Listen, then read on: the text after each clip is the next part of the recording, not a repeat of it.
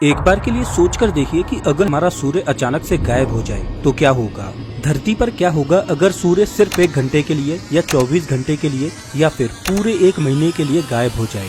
और क्या होगा अगर सूर्य पूरे 1 साल तक गायब ही बना रहे। मैं सच बता रहा हूँ कि सूर्य के गायब होने के बाद धरती पर जो घटेगा आप उसकी कल्पना भी नहीं कर सकते।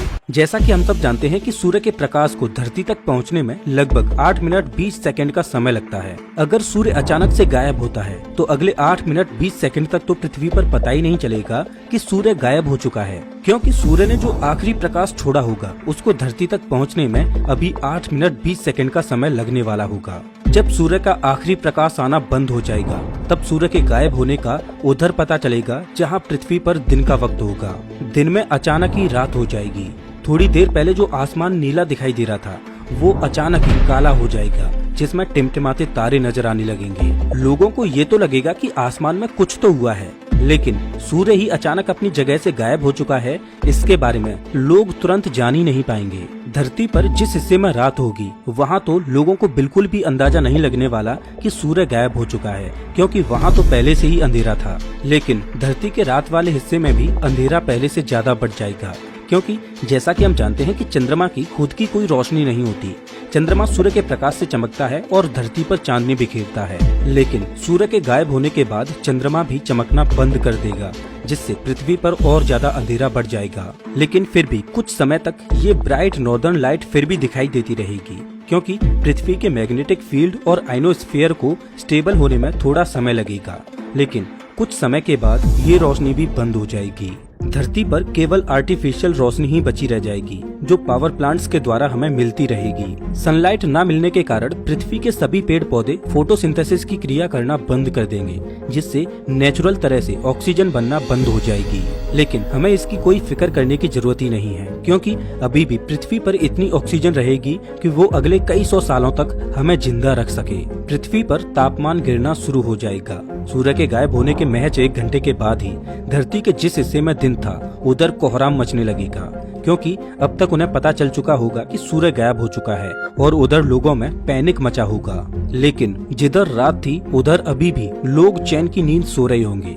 लेकिन इतना तो तय है कि सुबह इनके लिए भी नहीं होने वाली। जब ये सुबह उठेंगे और सूर्य इन्हें दिखाई नहीं देगा तब इधर भी पैनिक शुरू हो जाएगा। कम्युनिकेशन पूरी तरह से टूट जाएगा, क्योंकि कम्युनिकेशन के लिए हम सैटेलाइट्स पर निर्भर रहते हैं। अब जैसा कि हम जानते हैं कि सैटेलाइट्स में सोलर पैनल लगे होते हैं, जिससे सैटेलाइट्स एनर्जी लेते हैं। लेकिन सूर्य के गायब होने के बाद ये सोलर पैनल्स किसी भी काम के नहीं रहेंगे और सैटेलाइट्स काम करना बंद कर देंगी, जिससे टीवी ब्रॉडकास्टिंग, मोबाइल कम्युनिकेशन और इंटरनेट इत्यादि बंद पड़ जाएंगे। समय के साथ पृथ्वी ठंडी होती जाएगी, लेकिन धरती की कोर की वजह से धरती फिर भी अंदर से गर्म रहेगी। ऐसे में हम इंसानों को ठंड से बचने के लिए अंडरग्राउंड बने शेल्टर्स में आश्रय लेना होगा। सूर्य को गायब हुए सिर्फ 24 घंटे ही बीतेंगे, लेकिन धरती पर चारों ओर अफरा तफरी मची होगी। लोगों को नहीं पता कि अब ये सिचुएशन कब तक ठीक होगी, इसीलिए लोग खाने पीने के सामान पर टूट पड़ेंगे और कोशिश करेंगे कि वो जितना हो सके उतना सामान अपने साथ ले जा सकें, जिससे उन्हें लंबे समय तक भोजन की कोई दिक्कत ही न हो। लोकल दुकान से लेकर सुपरमार्केट तक सब खाली हो जाएंगे। जगह जगह लूटपाट और क्राइम बढ़ने लगेगा और किसी भी सरकार या अथॉरिटी का इस सिचुएशन पर कोई भी कंट्रोल नहीं रह जाएगा। जिन जगहों पर सोलर प्लांट्स के जरिए पावर मिल रही थी वो तो सूर्य के गायब होते ही तुरंत बंद हो जाएगी।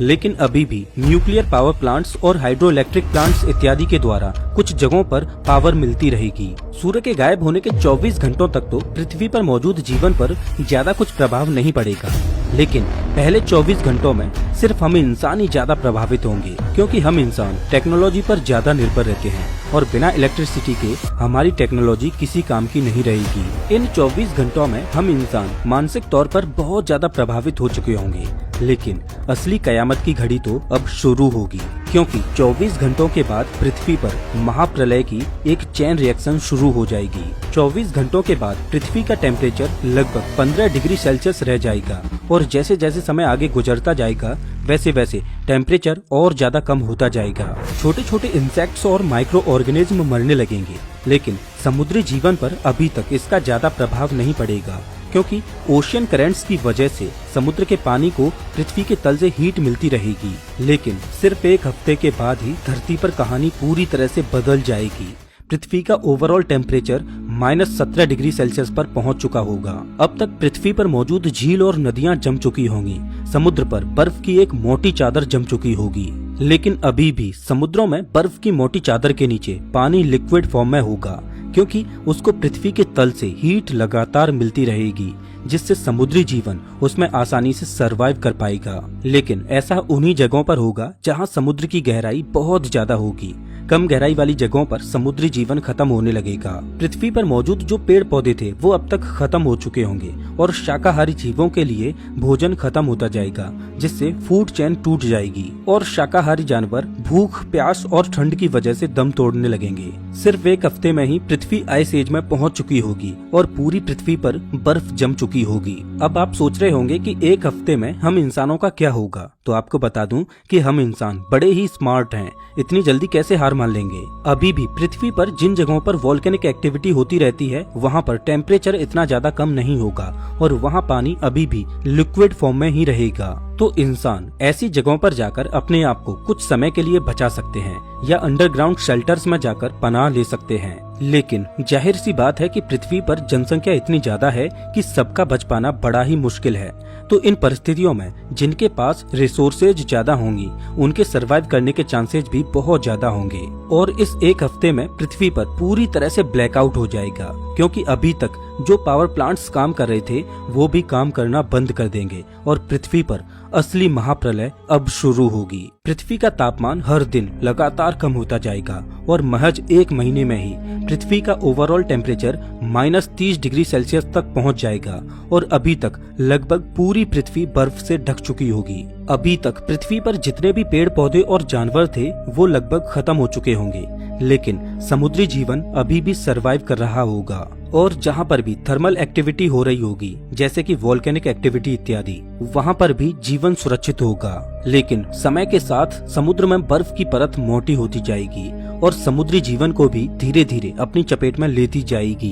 पृथ्वी पर अभी तक जो इंसान बचे होंगे वो किसी न किसी तरह से ठंड को तो मैनेज कर लेंगे, लेकिन उनके लिए सबसे बड़ी समस्या भोजन की रहेगी। इंसान कितने दिनों तक जिंदा रहेंगे ये इस बात पर निर्भर करेगा कि उन्होंने कितने दिनों तक का भोजन स्टोर करके रखा है। एक साल के बाद पृथ्वी का टेम्परेचर -40 डिग्री सेल्सियस तक पहुंच जाएगा और एक साल बाद जीवन सिर्फ समुद्र की सबसे ज्यादा गहराई वाली जगहों पर ही बचा रह पाएगा, जो जगह पृथ्वी के तल के सबसे ज्यादा नजदीक होंगी। इस एक साल में ज्यादातर इंसान खत्म हो चुके होंगे, लेकिन अभी भी कुछ इंसान पृथ्वी की इन परिस्थितियों में अपने आप को बचा लेंगे। लेकिन वो उन्हीं जगहों पर बचे रह पाएंगे जहां पर पृथ्वी की थर्मल एक्टिविटी काम कर रही होगी। आने वाले समय में पृथ्वी का तापमान और ज्यादा कम होता जाएगा और कुछ हजार सालों में पृथ्वी का तापमान -160 डिग्री सेल्सियस तक पहुंच जाएगा और इस स्टेज तक शायद ही पृथ्वी पर किसी भी तरह का जीवन जिंदा रह पाए। पृथ्वी एक वीरान और बंजर ग्रह बन चुकी होगी, जिस पर चारों ओर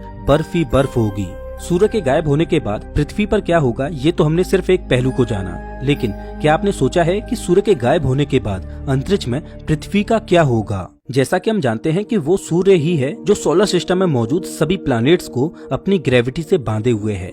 लेकिन जैसे ही सूर्य गायब होगा तो सूर्य की ग्रेविटी तुरंत खत्म हो जाएगी और सौरमंडल के सभी ग्रह सूर्य की ग्रेविटी से मुक्त हो जाएंगे और अंतरिक्ष में इधर उधर भटकने लगेंगे। चांसेज है कि कुछ प्लैनेट्स आपस में टकरा भी जाएं। अगर पृथ्वी प्लैनेट्स के टकराव से बच भी जाए तो भी पृथ्वी अंतरिक्ष की गहराई में एक लावारिस ग्रह की तरह भटकती रहेगी और पृथ्वी की ग्रेविटी अंतरिक्ष में मौजूद कॉमेट्स और एस्ट्रॉइड्स को अपनी ओर खींचती रहेगी, जिससे पृथ्वी पर कॉमेट्स और एस्ट्रॉइड्स की बारिश होती रहेगी और पृथ्वी को अंतरिक्ष में मौजूद रेडिएशन का भी सामना करना पड़ेगा। तो आप इस बात को तो भूल ही जाइए कि सूर्य के गायब होने के बाद पृथ्वी पर जीवन सरवाइव कर पाएगा। हजारों लाखों सालों तक पृथ्वी अंतरिक्ष में ऐसे ही भटकती रहेगी जब तक कि पृथ्वी किसी सोलर सिस्टम के पास से होकर ना गुजरे। अगर पृथ्वी अपनी यात्रा में हजारों लाखों सालों के बाद किसी तारे के नजदीक से होकर गुजरती है और अगर उस तारे की ग्रेविटी पृथ्वी को अपनी ओर खींचकर अपने ऑर्बिट में फंसा लेती है और बाई चांस पृथ्वी का ऑर्बिट गोल्डीलॉक्स जोन में होता है,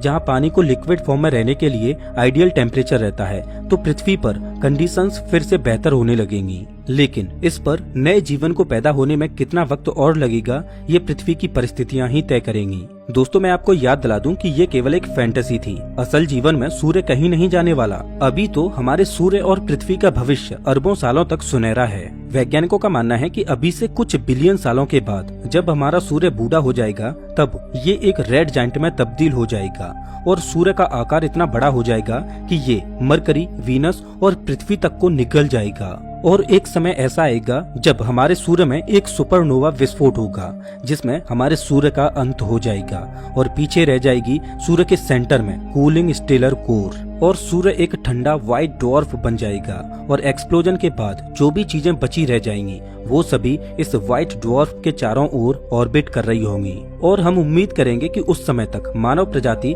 पृथ्वी और अपने सोलर सिस्टम को छोड़ किसी दूसरे तारामंडल की ओर पलायन कर चुकी होगी और वहाँ पर एक नई धरती पर नए जीवन की शुरुआत कर चुकी होगी। दोस्तों, मैं आपसे एक सवाल पूछता हूँ कि अगर सूर्य अचानक से गायब हो जाए तो आप क्या करोगे? तो इस वीडियो में बस इतना ही। वैसे आप हमारा ये वीडियो कौन से शहर से देख रहे हो, हमें कमेंट करके जरूर बताएं। अगर आपको ये वीडियो अच्छा लगा हो तो इसे लाइक करें और ऐसे वीडियोज के लिए चैनल को सब्सक्राइब करें, साथ ही बेल आइकन दबाएं।